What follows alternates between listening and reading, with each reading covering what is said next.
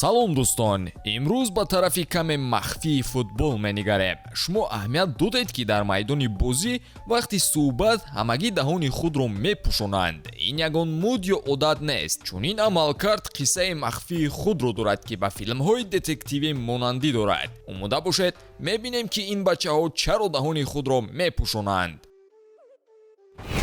дӯстон, агар шумо ба тамошои футбол ва дигар навъи варзиш шавқ дошта бошед, агар шумо хоҳед ки тамошои бозиҳо бароятон боз ҳам ҷолибтар гузарад, пас ҳатман аз хизматрасониҳои ширкати 1x истифода баред. Дар 1x регистратсия осон ва пардохт аз тамоми гӯшаи канори дунё, вале муҳимтар аз он бонус то $100 дар аввалин пардохт бо промокоди тачфуд. силкаи зарурӣ дар комментария. Ба ҳама муваффақият. хуб, бозингарон сараввал аз расонаҳо мехоҳанд ки дурӣ ҷӯянд. Агар ду дӯст бошанд як чиз, вале агар ситораҳои монанди Месси ва Роналду бошанд, бештар суханони худро махфӣ нигоҳ медоранд. чунки ҳама чашм ба онҳо асту одамоне ки аз ҳаракати лаб мавзӯъро мефаҳманд ва як суҳбати оддии бозингарро ба сархати газетаҳо мебароранд. Ба легендаи футболи Фаронса Дидье Дешам менигарем.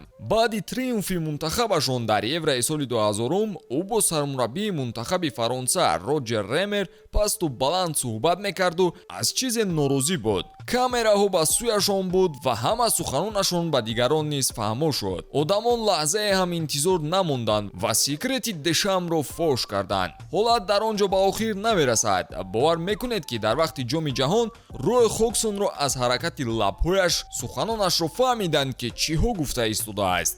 албатта инро ба назар гирифта, ягон бозингар намехоҳад суханонаш дар сархати хабарҳо барояд.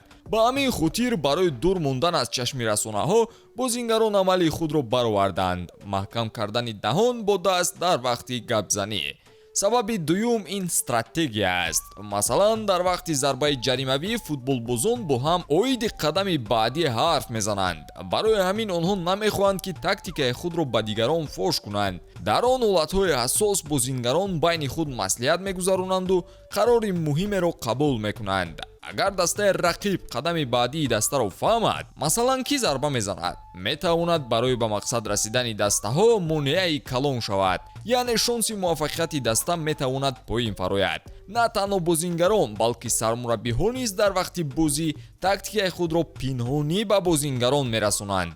бисёр дидем ки бозӣ ҳассос рафта истодаасту сармураббӣ ба футболбоз чӣ кор карданро мефаҳмонад ва тактикаро мехоҳад иваз кунаду ҳамаашро махфӣ нигоҳ доранд. агар маҳкам кардани даҳон дар ҷое барои махфӣ мондани тактика бошад, дар ҷои дигар барои дашному ҳақорат истифода мешавад. футбол аксаран бо хашму ҷанҷоли бозингарон дар майдон ҷараён мегирад. ба ростӣ, як калимаи бад задан метавонад то ба хархаша миёни футболбозон бурда расонад. ин чизи оддӣ аст, табиати одамӣ, вале вақте ки ҳама камераҳо сӯи шумо аст, бояд ки каме худро пинҳон кард.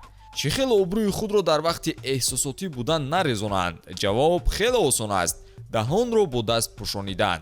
тарафи бади кор ҳам вуҷуд дорад. ҳимоятгари Славия Ондреш Куделаро дар ёд доред? ӯ 10 бозӣ аз тарафи УЕФА банд гирифт, зеро амали расизмӣ сӯи бозингари рақиб Глем Камара иҷро кард. дар вақти баҳси худ Кудела даҳонашро пинҳон карда сухан мекунад ки касе исботи суханонашро накунад. ҳодисаи мазкур баҳсҳои зиёд барангехт ва легендаи футбол Кларенс Зедорф пешниҳод кард ки ҷазо барои пинҳон кардани даҳон пешбинӣ карда шавад. дар охир бошад, садои баланди варзишгоҳҳо монеаи суҳбат метавонад шавад. мухлисони варзишгоҳҳои бузург мамонанди Олд Траффорд, Сантьяго Бернабеу ва Камп Nou дар рафти бозиҳо шуру шавқи зиёд доранд. олимон исбот карданд ки агар овози варзишгоҳ аз 130 децибел боло равад, овоз метавонад ношунава шавад. дар чунин ҳолатҳо бозингарон даҳони худро бо даст маҳкам мекунанд ки нафари дигар садояшонро шунавад. хуб дӯстон, ин буданд сабабҳое ки футболбозон дар вақти бозӣ даҳони худро бо даст маҳкам мекунанду ҳарф мезананд. обуна шуданро фаромӯш насозед ва навори навбатиро мунтазир бошед. то боздид.